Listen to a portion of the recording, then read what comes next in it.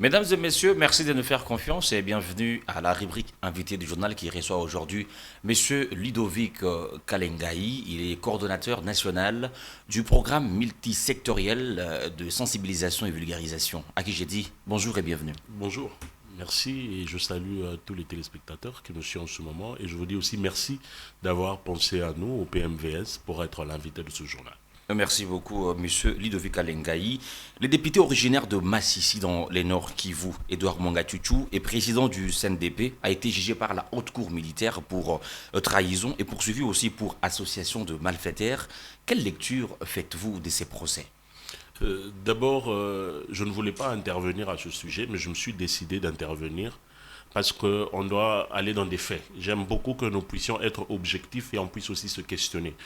Le Congolais ne doit pas se lancer dans la manipulation politique pour essayer de se perdre dans la logique. L'honorable Manga Chouchou a été interpellé pour une chose. Il y a eu la clameur publique qui l'a poursuivi.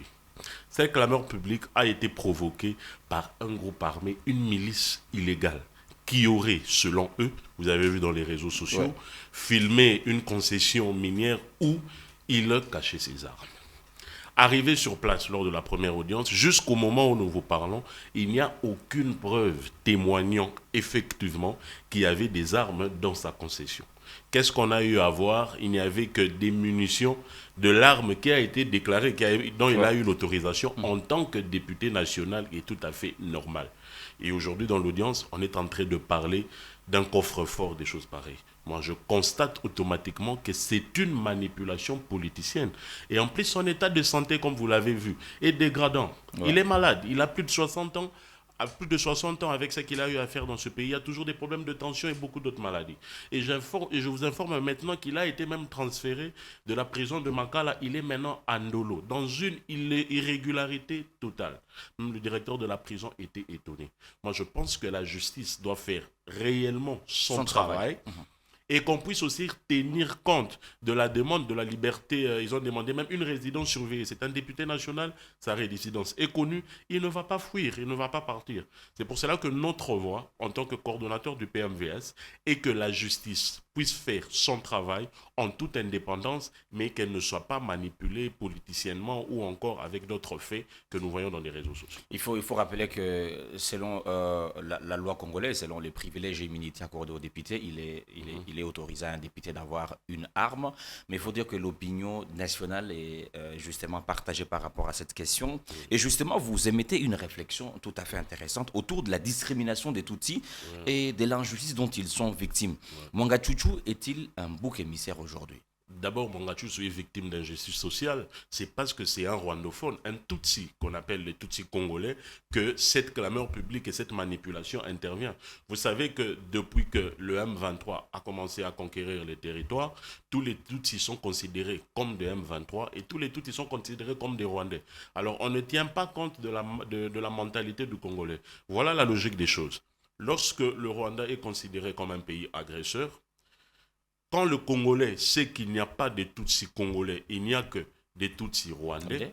on considère automatiquement que tout Tutsi est un Rwandais, donc tout Tutsi est un agresseur. Quel sera le comportement du Congolais face au Tutsi? Non. Comment est-ce qu'on réagit face à un agresseur, surtout si la mentalité est faible? Il y a la discrimination, il y a la stigmatisation. Vous vous rappelez, il y a eu un membre influent d'un grand parti politique qui s'était mis devant la presse en train de donner la liste même de certains Tutsis congolais, des rwandophones, là où ils habitaient. Mais je félicite quand même la justice congolaise parce qu'il avait été interpellé. C'est ça les bases même. Kofi Annan avait parlé des signes avant-coureurs du génocide. Il y a la discrimination, il y a la stigmatisation, il y a le refus d'accepter la nationalité congolaise auprès des autres. Et c'est ce qui constitue même le génocide. Alors ces signes avant-coureurs sont déjà connus avant. Ouais. Moi je pense que c'est un moyen de prévenir ce genre de massacre, ce genre de génocide pour que nous ne tombons pas dans le piège dans cette situation. Et là, le chef de l'État l'avait dit lors de son allocution sur la chaire du Conseil de sécurité des Nations Unies que notre agresseur, c'est le Rwanda, ce n'est pas le peuple rwandais, notre agresseur, c'est Paul Kagame qui soutient le M23 et que les Tutsis congolais sont nos frères.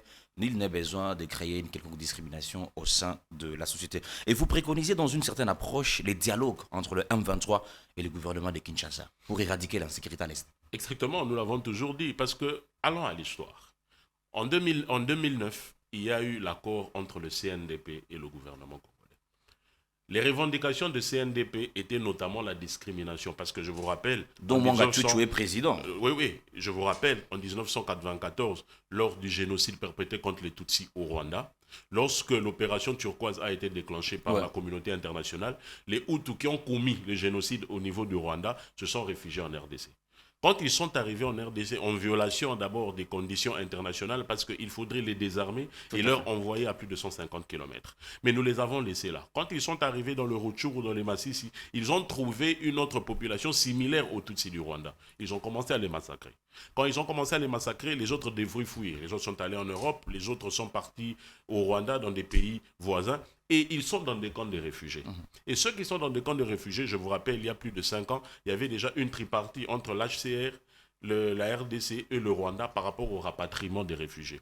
Ça n'a jamais été effectif. C'est pour cela que lorsque les attentes de la CNDP n'avaient pas été effectives, en 2012, ils ont créé encore une défection. Parce que lors des accords, il y avait même le mixage, l'intégration dans l'armée et tout. Il y a eu défection. Et quand il y a eu défection, ils ont créé le M23 avec le même agenda, qui est la lutte contre la discrimination, le retour des réfugiés. En 2013, lorsque les gens pensent que le M23 avait été vaincu, non, ils ont été victimes aussi de l'injustice de Joseph Kabila. Parce que Joseph Kabila avait promis de dialoguer. Lorsque le dialogue a commencé, avec la Brigade des Nations Unies, on est venu leur déloger. Ils sont partis. En 2019, ils étaient ici, invités par le gouvernement congolais pour parler de cette situation du retour de réfugiés.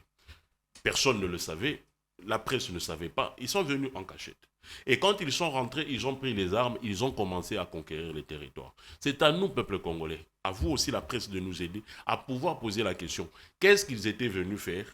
Qu'est-ce qu'ils n'ont pas pu régler pour qu'ils puissent conquérir les villes? Alors nous, en tant qu'ONG, nous avons fait des investigations et nous avons compris sur base de l'agenda de la CNDP et du M23, il y a le retour de réfugiés, il y a la lutte contre la discrimination et tout. Et tout cela doit se mettre sur une table, le retour de réfugiés. Mettez-nous autour d'une table, même si le gouvernement congolais n'est pas d'accord avec A, B, C, mais ils peuvent s'entendre avec D et F. C'est ça le seul moyen de mettre fin à cette guerre et surtout régler les causes profondes du conflit. Quand je parle de causes profondes du conflit, je reviens à cette histoire du génocide qui était au Rwanda. Je reviens même au tracé des frontières. Vous voyez, même en Belgique, il y a ce qu'on appelle les néerlandophones de la Belgique. Ils parlent le néerlandais, mais ils habitent Anvers. Ça se voit partout. Même au niveau, il y a des Bazombo de l'Angola, des Bazombo, mais il n'y a jamais eu de problème dans tout. Simplement, même au niveau de l'Ukraine, il y a les russophones de l'Ukraine qui parlent la langue russe et tout. C'est comme les rwandophones de la République démocratique du Congo, qui n'est qu'un groupe linguistique qui parle le Kinyarwanda ayant aussi la même culture en Kinyarwanda. Donc moi, je pense que quand les causes profondes de conflit sont réglées, lorsqu'on attaque la cause, c'est comme la malaria, au lieu d'attaquer la fièvre, les symptômes, mais on attaque la cause, je pense qu'on peut trouver des solutions. Et cette cause sera traitée dans le dialogue et dans la vérité qui doit être rétablie pour la paix en République. Il faut dire que M. Ludovic Kalengai, la réflexion, elle est quand même très osée, elle est pointue, et que voilà, cette question de mixage, cette question de retracer les frontières est à la base de beaucoup de conflits dans notre pays. Vous prêchez l'unité nationale, vous devenez un évangéliste de l'unité nationale face à un interlocuteur de mauvaise foi, le M23. Est-ce que vous pensez que le M23, avec tout ce qu'on a entamé, les différentes approches pour dialoguer avec le M23, est-ce que les accords issus du dialogue vont-ils être respectés par notamment le M23? Non, on ne parle pas simplement notamment du M23, on parle de la sincérité mutuelle, même à notre niveau et à leur niveau. Quand nous parlons, nous ne prenons pas la part de qui que ce soit, même du niveau congolais, que les accords puissent être respectés. Au niveau du M23 aussi, que les accords puissent être respectés. Et nous, la population, nous devrons être au courant de ce qui se passe pour que nous puissions accompagner le gouvernement congolais à rétablir la paix à l'est du pays. Parce que quand la population n'est pas informée, quand les politiciens, à cause de leur manipulation politique, politiques et leurs intérêts qui veulent créer la division, ils passent en nous disant, voilà, ce sont des terroristes, voilà, ce sont des agresseurs. Nous avons ça comme information. Mais les causes profondes sont connues. C'est ça que je vous ai rappelé. En 2019, ils étaient invités ici par le gouvernement congolais. Personne ne nous a dit quoi que ce soit. C'est simplement lorsqu'ils se sont décidés de prendre Bunagana qu'on a commencé à nous raconter des choses. On devrait nous dire d'abord pourquoi est-ce qu'ils étaient invités, ce qu'ils ont demandé, pourquoi est-ce qu'on ne leur a pas donné et quelle a été la proposition du gouvernement congolais. Moi, je pense que le rétablissement de la vérité, donc la paix passe par le rétablissement de la vérité. On doit dire la vérité au peuple congolais. On doit enseigner la fraternité, l'unité nationale, parce qu'il n'y a pas simplement les Tutsis. Il y a les Ema dans les Touris qui sont massacrés. Il y a les Teke ici à Kwamout qui sont considérés comme des Gabonais. Il y a même le Kassaïen dans le niveau du Grand Katanga qui sont ciblés. Alors moi je pense que nous devons régler ce problème de consolidation fraternelle, d'unité nationale, de sincérité, de vérité pour aider le pays à se développer. Sans cela, nous allons, même si Jésus-Christ devenait président de la République, nous aurons toujours de problèmes de division, d'agression et de sous-développement. Un très bon entretien à la fois historique, à la fois politique. Merci beaucoup, M. Ludovic Kalengayi, d'être passé dans nos studios. Mesdames et messieurs, c'est la fin de cet entretien. Je vous fixe rendez-vous au prochain rendez-vous de l'actualité.